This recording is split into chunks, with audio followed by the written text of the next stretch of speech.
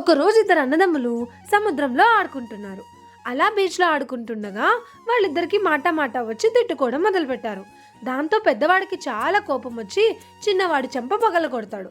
పాపం దానికి చిన్నోడు ఏమనకుండా బాధగా వెళ్ళి సముద్రపు ఇసుకలో రాస్తాడు, ఈరోజు మా అన్నయ్య నన్ను కొట్టాడు అని. తర్వాత మళ్ళీ నెక్స్ట్ డే అలాగే వెళ్ళి బీచ్లో ఆడుకుంటూ ఉంటారు. ఈసారి చిన్నోడు బీచ్ అలల్లో కొట్టుకుపోతూ ఉంటాడు. పెద్దోడు వెంటనే పరిగెత్తుకుంటూ వెళ్ళి చాలా కష్టపడి అతి కష్టం మీద చిన్నవాడిని కాపాడి బయటకు తీసుకొస్తాడు. ఈసారి చిన్నవాడు మళ్ళీ ఏమీ మాట్లాడకుండా ఒక రాయి మీద చెక్కడం మొదలు పెడతాడు, మా అన్నయ్య ఇవాళ నన్ను కాపాడాడు అని. ఇదంతా చూసిన అన్నయ్య ఆశ్చర్యపోయి, అదేంటిరా ఇలా ఎందుకు రాసావు, నిన్న తిడితే ఇసుకలో, ఈరోజు నీకు హెల్ప్ చేస్తే రాయి మీద ఎందుకు రాసావు అని అడుగుతాడు. దానికి చిన్నవాడు, అమ్మ నాకు ఎప్పుడు ఒకటే చెప్పేది, మనకి ఎవరైనా బాధ కలిగించినా చెడు చేయాలనుకున్నా వెంటనే మర్చిపోవాలట, కానీ ఎవరైనా మనకి మంచి చేస్తే జీవితాంతం గుర్తుపెట్టుకోవాలట, అందుకే అలా రాశానన్నయ్య అంటాడంట.